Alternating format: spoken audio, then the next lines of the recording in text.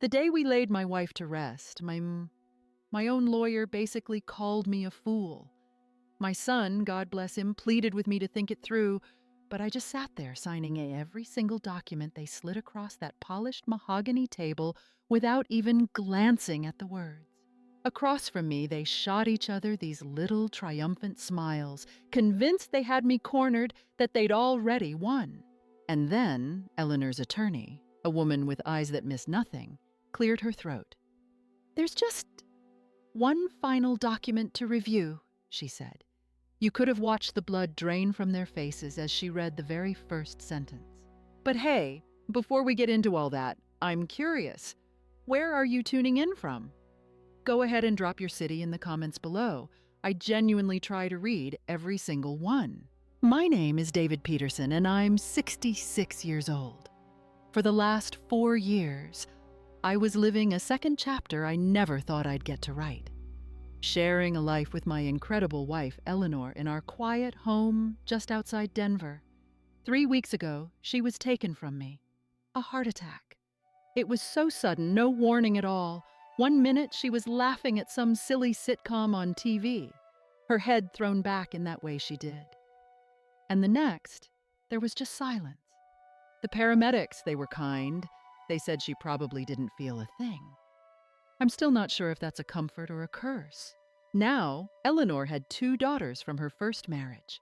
Ashley, the older one at 32, is a high-powered corporate accountant in New York City, a real shark in a designer suit.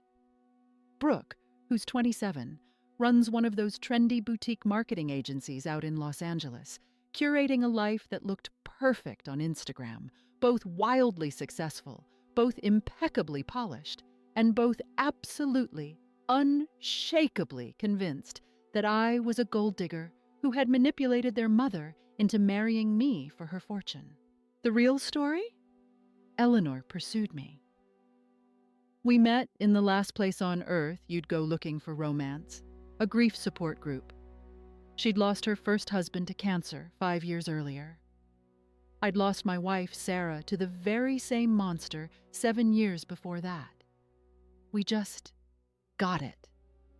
We understood the shape of the hole in each other's lives in a way no one else could. We weren't looking for love. Not really. We were just 2 fractured souls who found a strange kind of peace in each other's quiet company.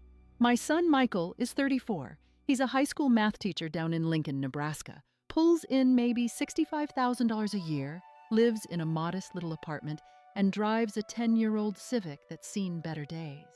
He has never, not once, asked me for a dime. When I told him I was marrying Eleanor, he just wrapped me in a huge hug and said, "Dad, I'm just so happy you won't be alone anymore." Eleanor, you see, had built a fantastic business from the ground up, importing artisanal foods from across Europe.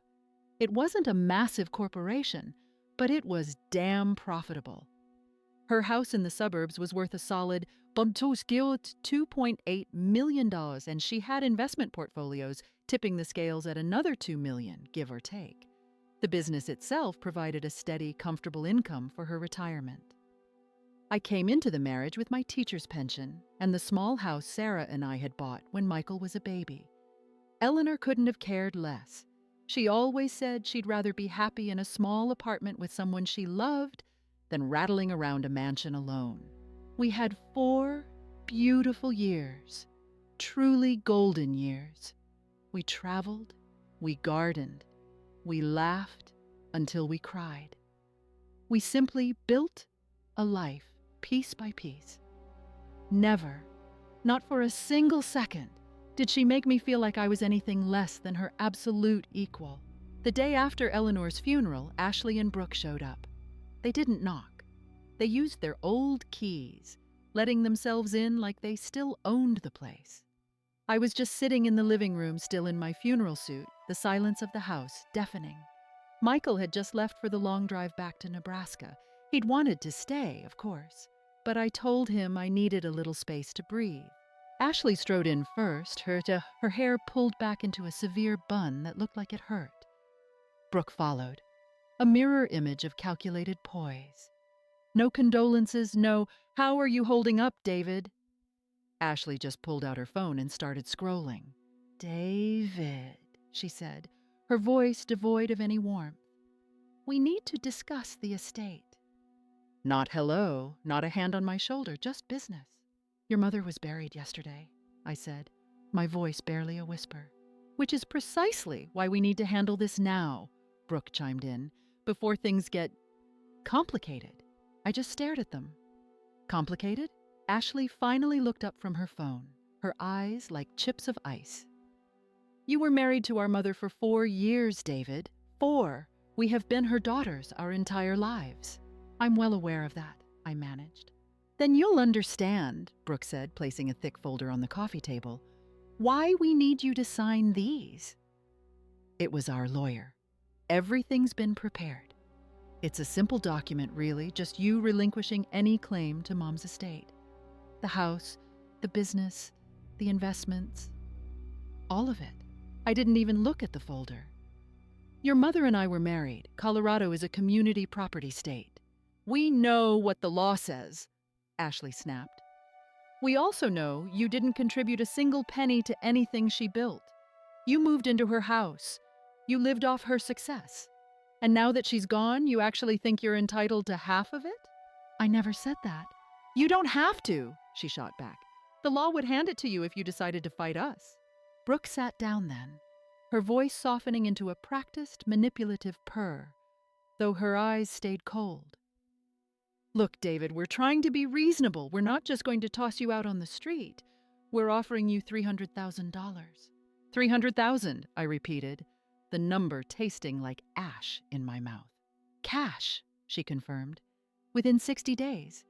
You sign the papers, you're out of the house in 90, and you walk away with more money than you've probably ever seen in your life. A clean break." The words hung in the air, thick and toxic. I thought of Eleanor, of how she'd warned me so gently that her girls had become obsessed with their inheritance after their father passed. How their calls had dwindled to birthdays and holidays, always ending with questions about her portfolio. How they'd both claimed they were too busy with work to come to our wedding. "And if I don't sign?" I asked quietly. Ashley's face hardened into a mask of pure steel. "Then we drag this through the courts for years. Our lawyers will argue undue influence. We'll question her competency when she married you. We will paint a picture of you isolating a lonely, vulnerable woman from her loving family." "I never isolated Eleanor from anyone. You two barely visited." "That's your word against ours," Brooke said smoothly. "And we have years of emails and texts to show how our relationship with our mother deteriorated right after you came into the picture." I looked at these two women, Eleanor's children.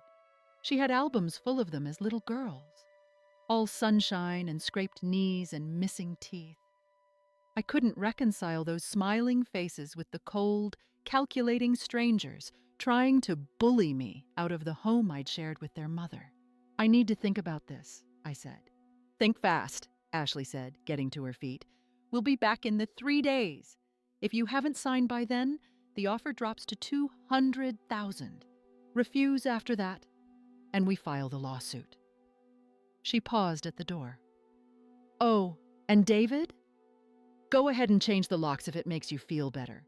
This is our mother's house. We'll just get a court order." And then they were gone, leaving that folder on the coffee table like a coiled rattlesnake. I called Michael that night and told him everything. He was incandescent with rage. "Dad, you can't let them do this to you. Get a lawyer. Fight them." "I'm just so tired, son," I told him, the truth of it weighing me down. "I just buried my wife. I don't have it in me to fight her children." "Then let me fight for you. I'll find someone. I'll handle it." "Michael, no. I appreciate it more than you know, but no." He was quiet for a long moment. "They're wrong about you, Dad. You know that, right? You made Mom happier than I'd seen her in years. That's worth more than all her money put together." I couldn't speak past the lump forming in my throat. 3 days later, they returned. Same expensive suits, same air of entitlement.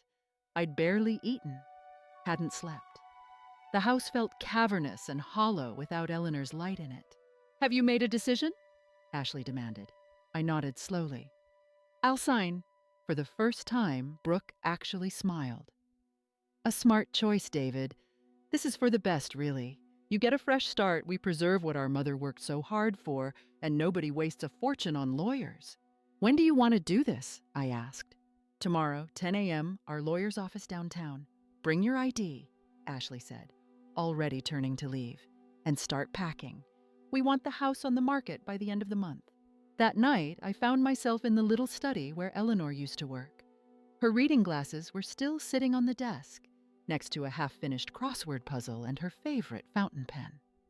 I picked it up, turning it over in my hands, remembering how she'd chew on the cap when she was deep in thought. Just then, my phone rang. An unknown number. I almost let it go to voicemail. Mr. Peterson, this is Jessica Morgan. I was your wife's attorney. Oh, hello, Ms. Morgan. Please, call me Jessica. I was so devastated to hear about Eleanor's passing. I'm incredibly sorry for your loss. She was a truly remarkable woman. Thank you. Mr. Peterson, she continued, her tone shifting slightly, I understand that Eleanor's daughters have approached you regarding the estate. I froze. How did you know that? Because Eleanor predicted they would. It's the entire reason I'm calling. You have a meeting set for tomorrow at 10, correct? Yes, to sign some papers to relinquish my claim. There was a pause on the other end of the line. Mr. Peterson, I am the executor of Eleanor's estate. I prepared her last will and testament. I can assure you with absolute certainty that whatever documents Ashley and Brooke have drawn up are not, in any way, consistent with your late wife's final wishes. What are you saying? I'm saying you need to go to that meeting, but you will not sign a single thing until I get there. Please don't argue with me on this. It's what Eleanor wanted. I don't understand. You will, tomorrow at 10. What's the address? I gave her the information. Jessica, what is going on? Eleanor loved you very much, Mr. Peterson. She also knew her daughters better than they knew themselves. Just trust me, go to the meeting, and wait for me. She hung up before I could ask another question. The next morning, I put on my best suit, the same one I'd worn to the funeral. Michael had begged to drive down from Nebraska, but I told him no. This was something I had to see through on my own. The law office was on the 30th floor of one of those gleaming glass and steel towers downtown. The receptionist showed me into a conference room where Ashley, Brooke, and a man in a suit that probably cost more than my car were waiting. David, good. You're punctual, Ashley said, gesturing to an empty chair. This is our attorney, Lawrence Chen. Chen stood and gave me a handshake that felt like a contract. Mr. Peterson, I understand you've agreed to the terms of the settlement. I have the documents ready to go. This shouldn't take more than 15 minutes. I was thinking I should have my own lawyer look at these first, I said. Brooke's expression tightened. That wasn't part of the arrangement. We didn't have an arrangement, I countered. You made an offer. I said I'd come to the meeting. You said you'd sign, Ashley said, her voice sharp. I said I'd be here, and I am. Chen cleared his throat, ever the mediator. Mr. Peterson, you are, of course, entitled to legal representation. However, I must advise that delaying this will only incur further costs for everyone involved. The documents are quite straightforward. You are simply waiving your spousal rights to the estate in exchange for the settlement amount. $300,000, I said. Correct. And what exactly am I waiving my rights to? Chen consulted a folder. Mrs. Peterson's estate includes the primary residence at 4127 Pinewood Crescent, valued at approximately $2.8 million. Her business, Heritage Imports, with assets totaling roughly $1.4 million. Investment portfolios valued at $2.3 million and various other accounts, bringing the total estate value to approximately $6.7 million. So you're offering me less than 5% of what my wife left behind? Ashley leaned forward, her voice dripping with venom. What our mother left behind, and you're getting far more than you deserve for 4 years of marriage. Just then the conference room door swung open. In walked Jessica Morgan. She was a woman in her mid-50s, dressed in a sharp navy suit and carrying a worn leather briefcase. Everything about her screamed competence. So sorry I'm late, she said pleasantly. Traffic was a nightmare. Chen stood up, clearly flustered. I'm sorry, and you are? Jessica Morgan, she said, her voice calm and steady. I'm Mr. Peterson's attorney. And more to the point, I was Eleanor Peterson's estate attorney. She placed her briefcase on the table and looked directly at Ashley and Brooke. Hello, girls, it's been a while. Brooke's face went white. What are you doing here? Representing my client's interests and ensuring that his late wife's wishes are properly executed. Jessica pulled out a chair beside me. Now then, Mr. Chen, I understand you've prepared some documents for my client to sign. Chen, to his credit, recovered quickly. Yes, a settlement agreement. Mr. Peterson waives his spousal claims in exchange for a cash payment. And how much is this payment? $300,000. Jessica didn't even blink.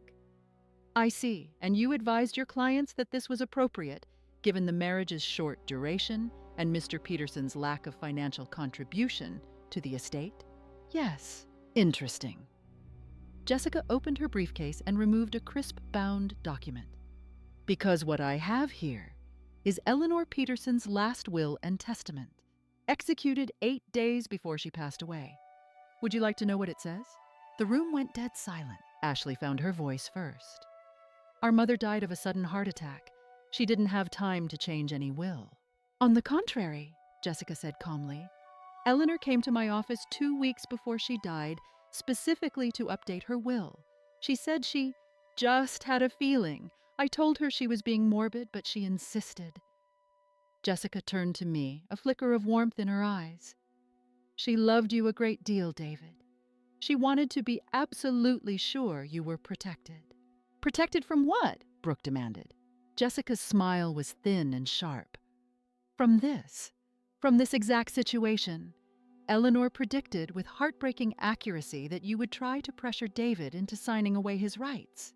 She opened the will. Shall I read the relevant portions? This is ridiculous, Ashley seethed.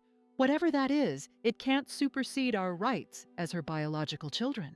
You are absolutely correct, Jessica agreed. It doesn't supersede your rights. It defines them very, very clearly. She began to read.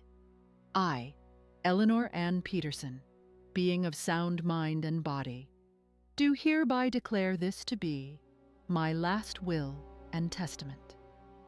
To my beloved husband, David Peterson, I leave our home at 4127 Pinewood Crescent.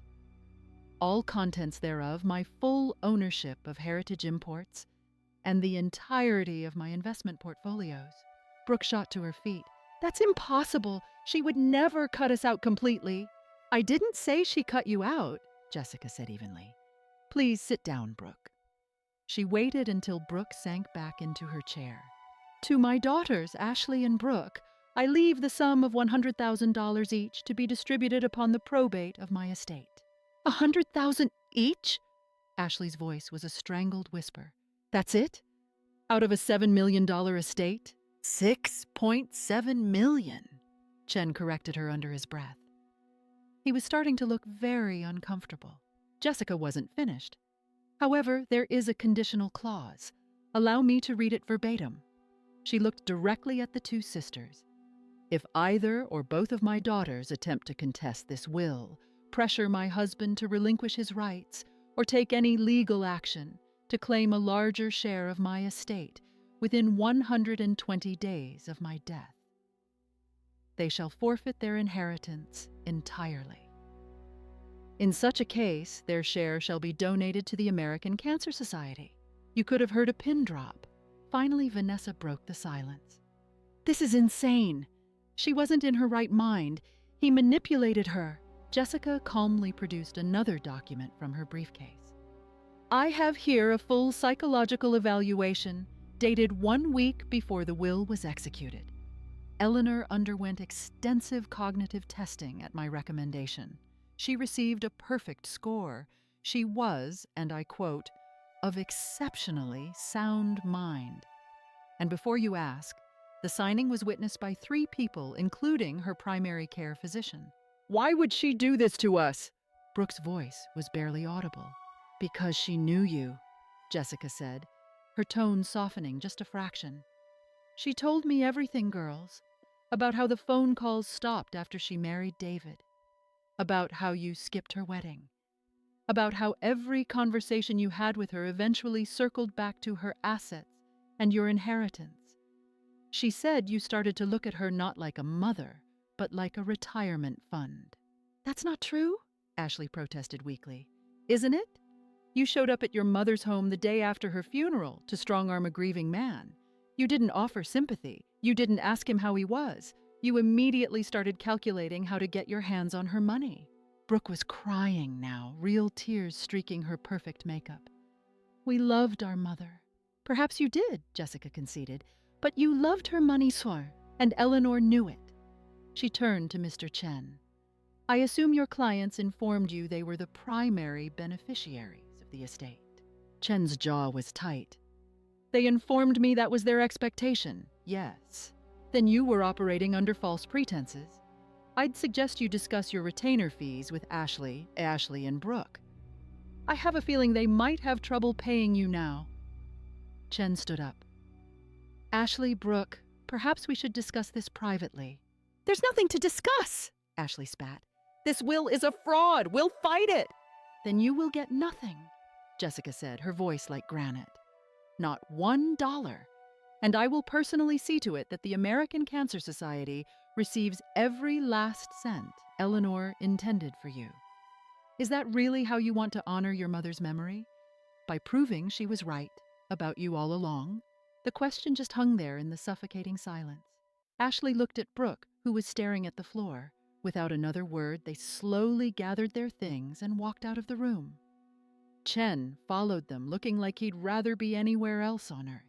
I just sat there, the events of the last 10 minutes swirling in my head. Jessica closed her briefcase and looked at me, her expression kind. "Are you all right, David?" "She knew," I said quietly. "She knew they would do this." Yes, it broke her heart, but it didn't surprise her. She told me her daughters had become strangers, that they called on birthdays and Christmas, but only to check on her health and ask if her estate plan was up to date. I never wanted her money, Jessica. She knew that too. It's why she loved you. You saw Eleanor, everyone else just saw a walking ATM. Jessica stood up. "The house is yours. The business is yours. Everything she built is yours, David. It's what she wanted. Can you live with that?" I thought about Eleanor.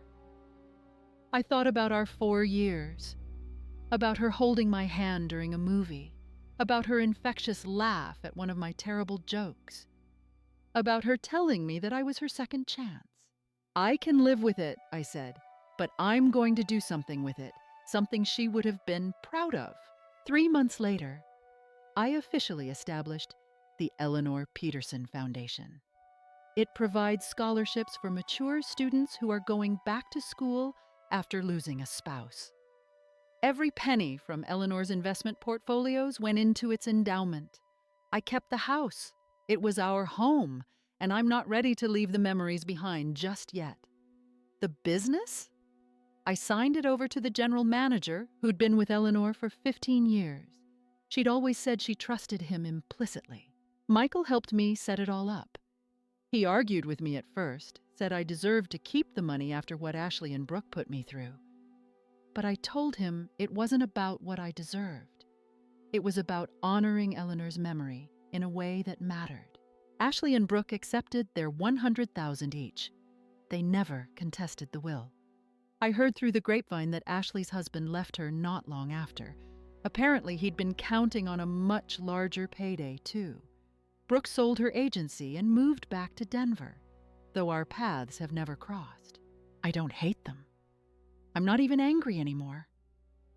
I just feel a profound sadness for them. They'll never understand what they truly lost. Not the money.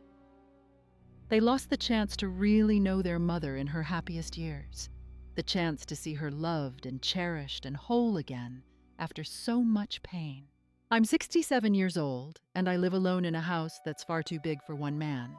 But every morning, I drink my coffee in the kitchen where Eleanor did her crosswords. Every evening, I sit in the living room where we watched our shows.